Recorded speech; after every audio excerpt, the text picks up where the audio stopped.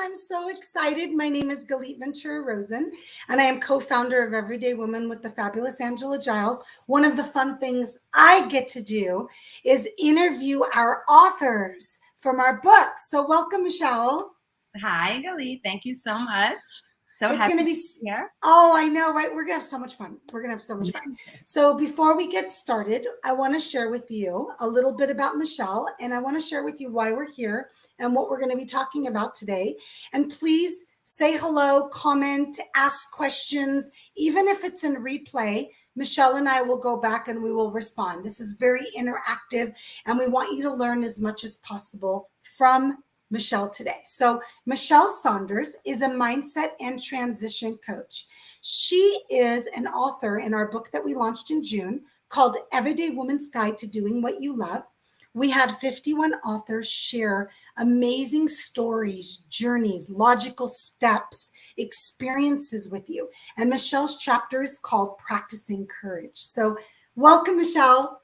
Thank you so much. I'm so happy to be here with you. So tell everybody a little bit about yourself. Let's go ahead and get started with that. Sure. As you mentioned, I'm a mindset and transition coach. And basically, I love helping people get from stuck to unstuck. And I love helping people create their next chapter. So for me, that's what I experienced in my life. I had one chapter of being in human resources. Then as a professional, and then I was in a career of over 10 years of training and development. And then I spent a long time where I stepped away from my work and decided to be home raising my children. And my husband and I really wanted that for us. And I was grateful to have that opportunity and that choice to do that. And then it came time for me to figure out what is my next chapter. And I spent a lot of time figuring that out and thinking about what are my skills, what are my interests, and where do I see myself next. So that transition for me started about 5 or 6 years ago, where I became certified as a coach and started this new career. I'll call this my third chapter. And I love it. I love it, and I love helping women, and not only women, with their next chapter. I love that you say it that way. I love that you say their next chapter. It's quite interesting. When I was growing up, I think I was maybe 18, and I went through something really, at the time, when you're 18, it feels like the end of the world. And I went to my dad, and I was crying, and I was upset. And I didn't usually talk to my dad about those things. It was usually my mom. But my dad stepped in and wanted to give me his advice. And he said to me, you need to think about this as a chapter in your book. In a few years, in a few months, in a few weeks, you're going to look back, you're going to be like, it's not going to feel the same. Yeah. So I love that you say next chapter, because when I hear next chapter, I think of something amazing. I think of something positive. I think about something to look forward to, because some of our chapters have been good. Some of them have been more challenging. Some of them we learned a lot of lessons from. Yeah. So I love that you do that. And I love that you said women and men. I'm the same way. Even though most of my clients are women, I have a lot of men that are like, Lita, I want to work with you. And I say, yeah, you're a fit. Let's do this. I think it's important. Yeah. People, and everybody experiences that feeling of sometimes in their life just wanting to move into another phase, another experience. Some people call it a season, whatever it is. Yes. And we're all people, and everybody experiences it in their own way. And what I love to do is just find out, who are they as people, and how can I help them with how they bring themselves to the world, how they bring their energy and their thoughts and their beliefs. And I believe everybody has their essence and their gift. So where is it? We got to pull it out. Yeah, and they're not usually aware of it, and that's why they need somebody else to help them. We're not aware of how much we don't see for ourselves. So I love that. Well, let's jump in and talk for a minute about your chapter. I don't want to give away too many goodies, because we want everyone to grab it. What I do want to share with you is right above Michele's head, you can learn more about all of the authors, including Michele. So go to everydaywoman.me/book authors, and we have all of their pictures, their social media, some websites, interviews that they've done. But take a look, connect with our authors, connect with Michele. Michele will also put her information in the comments when we're done with the interview today as well. So let's talk about it. Practicing courage. Yes. What a great, no surprise at all that that's the name of your chapter. Wow. It completely goes with you and everything that you stand for. But tell us a little bit about why that chapter. You know, I believe that sometimes we go through times in our life where we know how to manage through them, and sometimes we don't know at all. Sometimes we're afraid to step forward and go through a transition, and other times we are brave and courageous. So I believe that practicing courage, especially for me, is something that helps me move, just helps me take that next step. There's nothing worse than feeling that your feet are planted in the ground or stuck in the mud. And sometimes it takes some courage just to say, okay, I can do this and I'm going to try. So for me, as an adult, when I reflect back in my life, I can see and literally pinpoint the times in my upbringing where I needed to start practicing courage. And I didn't realize it at the time. I mentioned a couple of tragedies that have happened in my own personal family. And I didn't realize it at the time, but those started to shape my philosophy. They shaped of life. They shaped the way I approached situations and movement in life going forward. And for me, it just started with courage. How am I going to take this time and allow myself, give myself permission to move forward? It takes a little bit of courage. So it doesn't mean we're perfect. It doesn't mean we don't have fear, right? And it doesn't mean that we know exactly what to do. It just means, how can we believe in ourselves enough to say, I can do this. I can muster up that little bit of courage that's going to take me to move. And then what happens is it's a domino effect. We have a little bit of courage, we take a step. We take a little bit of courage, we take a step. And the confidence builds and the confidence builds, and it just becomes a way of life. I love those examples that you gave. First of all, two of my favorite words that you use. There's always words that jump out at me because I do my best to listen so closely. And then I listen to the words that resonate with me. Perfect and courage, obviously, were the two words you used the most. This idea, especially as women, and I know it stems from sometimes society, sometimes from our upbringing, sometimes from our own expectations.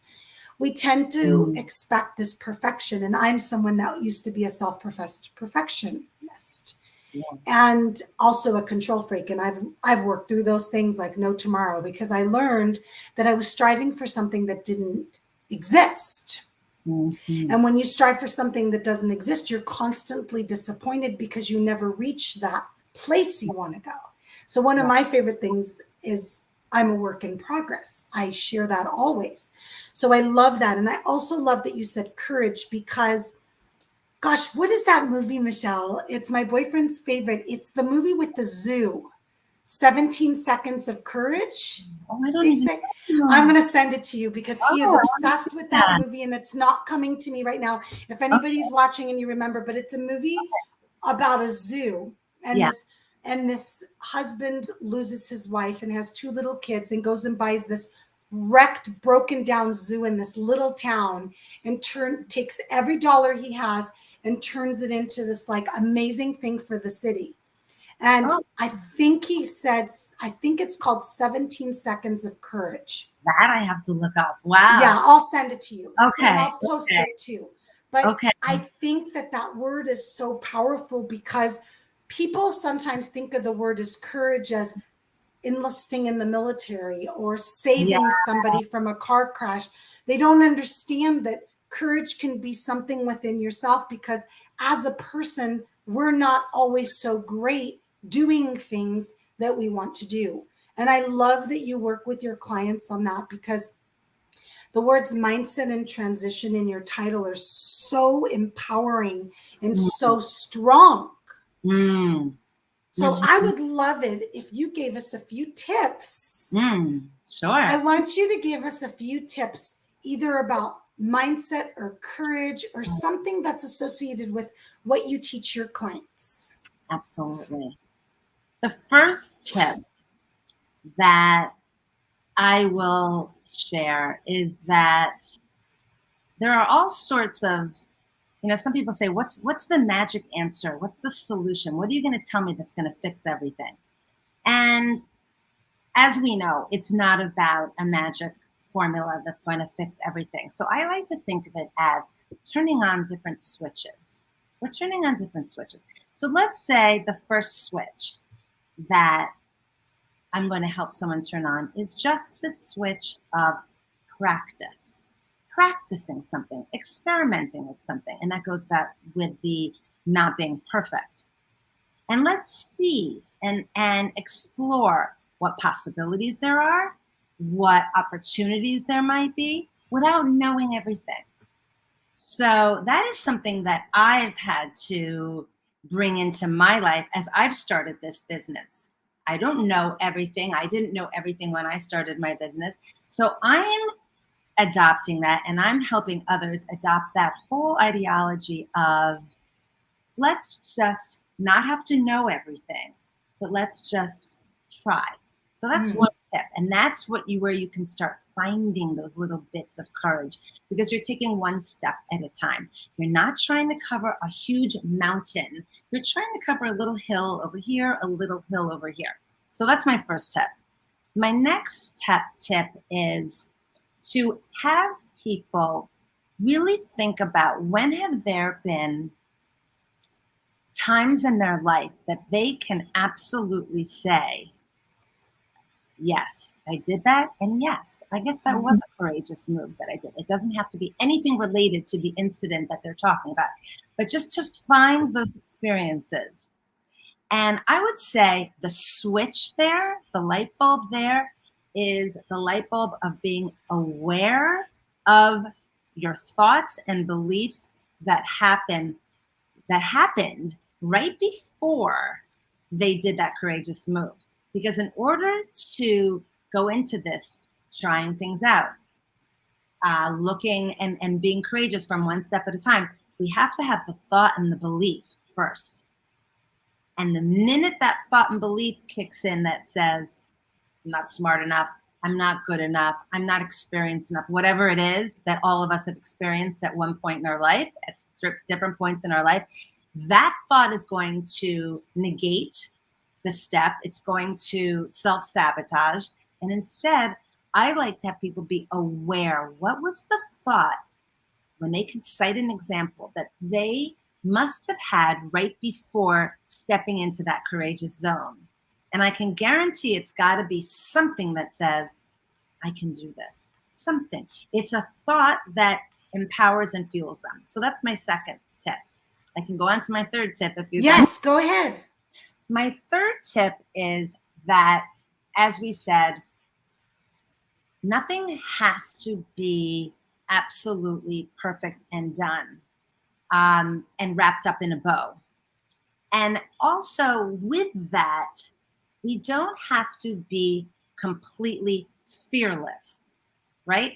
We can embrace our fear, know that we're going to feel. So, the opposite of being courageous, you could say is being fearful. So, we can embrace the fear, we can let it inform us, and we can let it guide us, but not guide us in the direction that's not going to serve us. Let it guide us in the direction that's going to say, okay, we're feeling a little uneasy. We're feeling frightened. We're feeling nervous. We don't want to be embarrassed, whatever it might be, that next step that somebody wants to take. So, what can I learn from this fear that I'm feeling in my body? What can it tell me? What thought am I attaching to that fear? So, the tip is to not feel like we have to completely erase the fear and just put it over there, but it's to be aware of it, embrace it, and let it guide us. And that Yes. way we'll merge with the courage and we can be one person, not this person that's split into all these different areas. I'm courageous over here, I'm fearful over here, but we can embrace it as one person. So those would be, I have many more tips, but those would be a Of few course. in my mind. Well, for me, what I've learned in my career, and I've worked with a lot of women that have exactly those tips would be perfect for them. Yeah. Is that many a times the how stops us because we get so overwhelmed with we don't know how. And I respond with there are millions and millions of people that know how to do things you don't know how to do. But sometimes that's an excuse because of the fear, which is the third step that you mentioned. And we look at these things because they're internal. Like Michele, you work with a client, you can see from the outside, even though you are very empathetic to what they're going through, you can see from the outside, there really aren't that many big obstacles. They've just made them way bigger than they are. Because that's what we do. Because it's internal, it's emotional, it's what we're going through. And we make them 7,000 times bigger when we break it down. One of the exercises I used to do when I practiced therapy was I would have clients that came in with anxiety. And I would say, okay, write down on a piece of paper, and I'd give them a pen, all the things you're anxious about. And typically they couldn't fill up even a half a page. Sometimes it was a quarter of a page. And I said, look at this logically. What is controlling your life? Now, of course, there was a lot more than that because they had to learn how to control the anxiety. But this is controlling your life. And you can do the same thing with fear. Make a list of the things you're fearful with. You'll run out of stuff to write down because there's not that many typically. So I love that you really talked about the things that, in my opinion, are so important to moving forward, to success, to transition, to mindset. And we don't always realize that because when we're internal, we can't see for ourselves what other people can see for us. Absolutely. And we always think we're the only ones, right? We always think we're the only ones that are going through something, or the only ones that have this feeling. And then you start feeling like, oh, what's wrong with me? Why do I have this? But what I find so interesting is when people allow themselves to be vulnerable and really open, they will see that there are many people around them that if they're talking to people that allow themselves to be vulnerable and open, many people share the same inner blocks, same fears, same, whatever it is that just gets in their way. And sure, not alone. They're not alone. So sometimes even just normalizing situations and validating situations. Absolutely. But sometimes you need someone else to do that for you too, to say, this is normal. What you're going through is normal.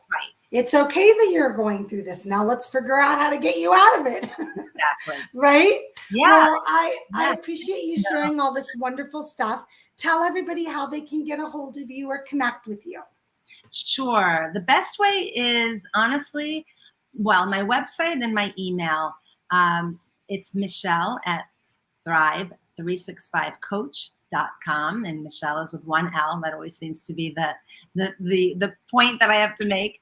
And my website is thrive365coach.com. I am on Clubhouse. I talk a lot about mindset on Clubhouse at Michele Saunders.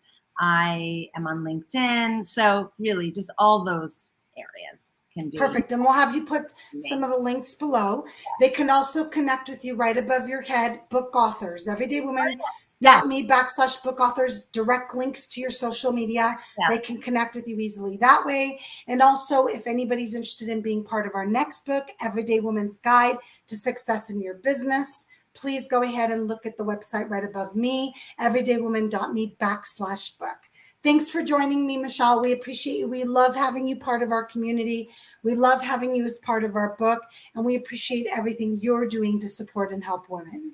Thank you so much. I love being part of your community too. Thank you so, so much. Bye, everybody. Bye-bye.